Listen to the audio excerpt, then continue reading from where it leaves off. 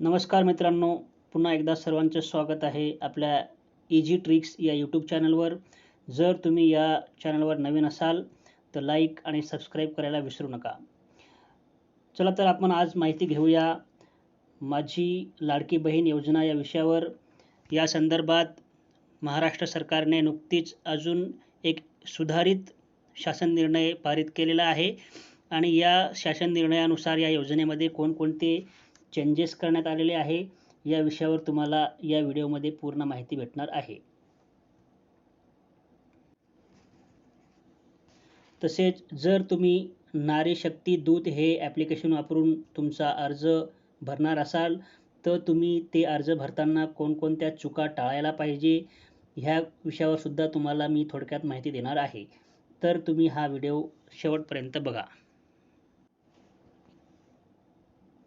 सुधारित शासन निर्णय या विषयावर जाण्याआधी तुम्हाला मी या योजनेविषयी काही थोडक्यात माहिती देणार आहे.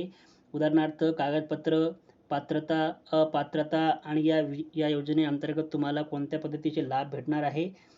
तर जाऊया त्या विषयावर. बघा, मुख्यमंत्री माझी लाडकी बहीण योजना या योजनेचं स्वरूप आहे प्रत्येक पात्र महिलेला तिच्या स्वतःच्या आधार लिंक केलेल्या सक्षम बँक खात्यात DBTद्वारे 1500 इतकी रक्कम दिली जाईल. ओके. योजनेचे लाभार्थी महाराष्ट्रातील 21 ते 60 या वर्ष वयोगटातील विधवा, विवाहित, घटस्फोटित, परित्यक्त्या आणि निराधार महिला तसेच कुटुंबातील केवळ एक अविवाहित महिला राहील. आता नवीन शासन निर्णयानुसार जे गव्हर्नमेंटने कुटुंबाची व्याख्या त्या शासन निर्णयामध्ये दिलेली आहे ते सुद्धा मी तुम्हाला दाखवणार आहे. त्या व्यतिरिक्त पात्रता, ती महिला महाराष्ट्राची रहिवासी असणे गरजेचं आहे. तिचं वय वर्ष 21 ते 65च्या दरम्यान असणे गरजेचं आहे. तिच्याकडे स्वतःकडे आधार लिंक असलेल्या बँकेचे खाते असणे गरजेचं आहे आणि कुटुंबाचे वार्षिक उत्पन्न 2.5 लाखापेक्षा कमी असणे गरजेचं आहे. बघूया आवश्यक कागदपत्रे कोणकोणती आहेत. आवश्यक कागदपत्रामध्ये आधार कार्ड, त्याच्यानंतर अधिवास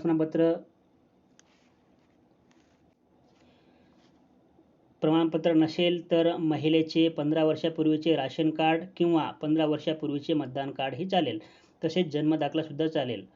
त्याच्यानंतर जर महिला परराज्यातील असल्यास, उदाहरणार्थ बाकीचे जे लोक असतात ते कर्नाटक, आंध्र प्रदेश वगैरेमधून लग्न करून आणतात, तर त्यांच्यासाठी त्या महिलेचे जे पती आहेत त्यांचा 15 वर्षापूर्वीचं राशन कार्ड किंवा त्यांचे 15 वर्षापूर्वीचे मतदान कार्ड किंवा जन्मदाखला किंवा शाळा सोडल्याचा दाखला हे ग्राह्य धरण्यात येईल.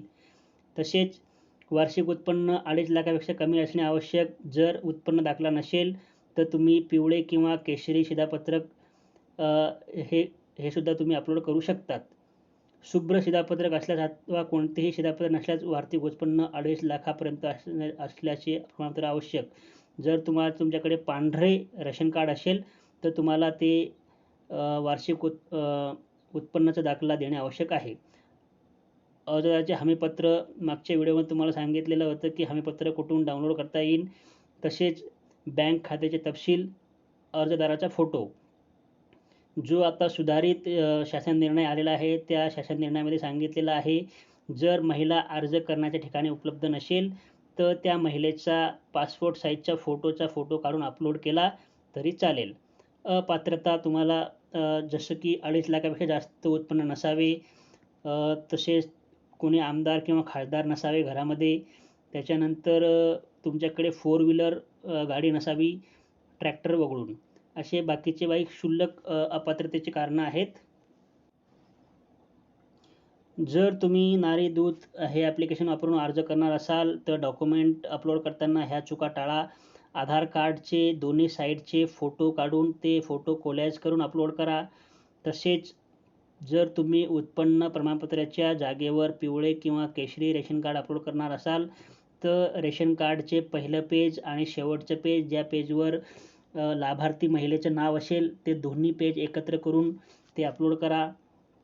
हमीपत्र व्यवस्थित भरून त्याच्यावर सही आणि नाव टाकून अपलोड करा. बँकेचं पासबुक, जे आता नवीन GR नुसार तुमचं जर बँकेचं अकाउंट पोस्ट बँकेमध्ये असेल ते बँकसुद्धा आता ग्राह्य धरण्यात आलेली आहे. तर चला तर आपण आता डायरेक्ट जाऊया त्या नवीन GRवर. तर हे आहे मुख्यमंत्री माझी लाडकी बहीण या योजनेच्या अंमलबजावणीमध्ये सुधारणेसह व्याप्ती वाढवणे हा जो महाराष्ट्र शासन निर्णय आहे हा 12 जुलै 2024 रोजी पारित करण्यात आलेला आहे. तसेच तुम्ही बघू शकतात की शासन निर्णय काय आहे. शासन निर्णय आहे मुख्यमंत्री माझी लाडकी बहीण या योजनेच्या अंमलबजावणी प्रभावीपणे व सुलभतेने होण्यासाठी खालील बाबीची स्पष्टता करण्यात येऊन त्यास मान्यता देण्यात येत आहे. ओके. या ठिकाणी लिहिलेलं आहे कुटुंबाची व्याख्या. कुटुंब म्हणजे काय? कुटुंब याचा अर्थ पती पत्नी आणि त्यांची अविवाहित मुले. उदाहरणार्थ जर तुम्ही 4 भाऊ असणार, 4 पैकी तिघांचे लग्न झालेले असेल आणि त्या लग्न झालेल्या तिघांचे एक वेगळा कुटुंब कन्सिडर करण्यात येईल. उदाहरणार्थ त्या घरामधले ते आईसह ते तिघं जे नवविवाहित जे लेडीज आहेत त्यांच्या सर्वांचा फॉर्म भरण्यात येईल. आता आपल्याला सर्वांना माहिती आहे की नवविवाहित जी लेडीज असते तिचं लग्न होताच आपण त्यांचं नाव राशन कार्डमध्ये जोडून घेत नाही.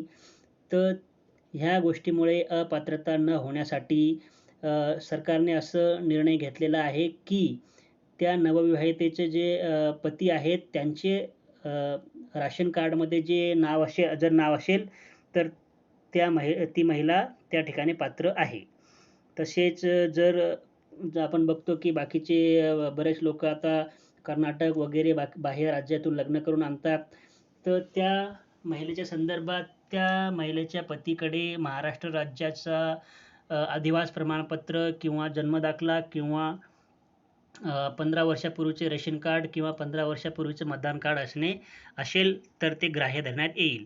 तसेच जो पहिला शासन निर्णय होता त्या ठिकाणी सांगितलेलं होतं की फक्त नॅशनलाइज बँकेचंच अकाउंट ग्राह्य धरण्यात येईल. परंतु आत्ताचा जो हा शासन निर्णय आहे त्या ठिकाणी तुम्ही बघू शकतात लिहिलेलं आहे सदर योजनेचा लाभ घेण्यासाठी पोस्टातील बँक खाते ग्राह्य धरण्यात यावे. ठीक आहे. तसेच पहिल्या जो शासन निर्णय होता त्याच्यामध्ये लिहिलेलं होतं की जी अर्जदार करणार जी महिला आहे त्याने अर्ज करण्याच्या वेळेस स्वतः त्या ठिकाणी उपलब्ध असून त्या महिलेचा लाईव्ह फोटो काढण्यात यावा.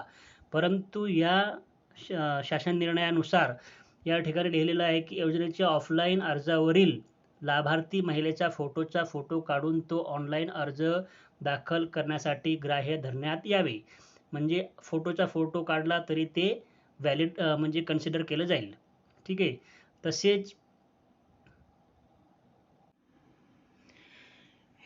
या योजनेचं फॉर्म भरण्यासाठी कोण व्हॅलिड व्यक्ती आहे हे सुद्धा या ठिकाणी स्पष्ट करण्यात आलेलं आहे की सदर योजनेअंतर्गत नागरी व ग्रामीण भागातील बालवाडी विकास सेविका, अंगणवाडी सेविका, NULM यांचे समूह संघटक यांनी म्हणजे CRP, मदत कक्ष प्रमुख व CMM, आशा सेविका, सेतू सुविधा केंद्र व आपले सरकार सेवा केंद्र यांना पात्र महिलांचे अर्ज भरून घेण्यासाठी प्राधिकृत करण्यात येत आहे. याचा अर्थ असा आहे की तुम्ही स्वतःसुद्धा फॉर्म भरू शकतात. परंतु ह्यांनी जर फॉर्म भरलं तर त्यांना या गोष्टीचं मानधन स्वरूपात त्यांना नंतर त्यांचं हे कमिशन वगैरे मिळणार आहे हे सुद्धा या ठिकाणी लिहिलेलं आहे. तसेच आपण जर खेडेगावामध्ये आहोत त्या हिशोबाने गाव पातळीवर ग्रामसेवक, कृषी सहाय्यक, तलाठी, अंगणवाडी सेविका, आशा सेविका, ग्राम रोजगार सेवक व अन्य ग्रामस्तरीय कर्मचारी यांची ग्रामस्तरीय समिती स्थापन करण्यात यावी. म्हणजे एक समिती स्थापन करण्यात येईल आणि सदर समितीचे संयोजक ग्रामसेवक व सदस्य सचिव अंगणवाडी सेविका राहतील. समितीने सदर योजनेसाठी गाव पातळीवर शिबिर आयोजित करून त्यामध्ये ऑनलाईन तसेच ऑफलाईन या दोन्ही पद्धतीने लाभार्थींची नोंदणी करण्यात यावी. म्हणजे त्यांना ही सूचना दिलेली आहे. ठीक आहे. तसेच जी फॉर्म त्यांच्याकडे जमा होतील ग्रामस्तरीय समितीकडे त्यांनी प्रत्येक शनिवारी अंतिम लाभार्थी महिलांच्या यादीचे प्रत्येक शनिवारी व आवश्यकतेनुसार गाव चावडीवर वाचन करण्यात यावे. तसेच सदर यादी ग्रामपंचायत व अंगणवाडी केंद्र येथे प्रसिद्ध करण्यात यावी. म्हणजे हे जी योजना आहे याला सक्सेस करण्यासाठी भरपूर प्रयत्न करत आहेत आपले मुख्यमंत्री साहेब. तर सर्वांनी व्यवस्थित आपला फॉर्म भरून घ्या जेणेकरून तुमचा फॉर्म रिजेक्ट होणार नाही. जसं मी सांगितलं तसं त्या सर्वांना सदर ऑनलाईन ॲप पोर्टलवर प्रति यशस्वी प्राप्त लाभार्थीची नोंद झाल्यावर ₹50 याप्रमाणे प्रोत्साहन भत्ता देण्यात येणार आहे. तर मी आशा करतो की या व्हिडिओद्वारे तुम्हाला जी माहिती हवी होती ती माहिती तुम्हाला भेटली असेल आणि हा व्हिडिओ तुम्हाला आवडला असेल. जर तुम्हाला हा व्हिडिओ आवडला असेल तर तुमच्या मित्रपरिवारामध्ये शेअर करा आणि लाईक करायला विसरू नका आणि सबस्क्राईब नक्की करा, जेणेकरून मला असेच नवीन नवीन व्हिडिओ बनवायला प्रोत्साहन मिळेल. जय हिंद, जय भारत.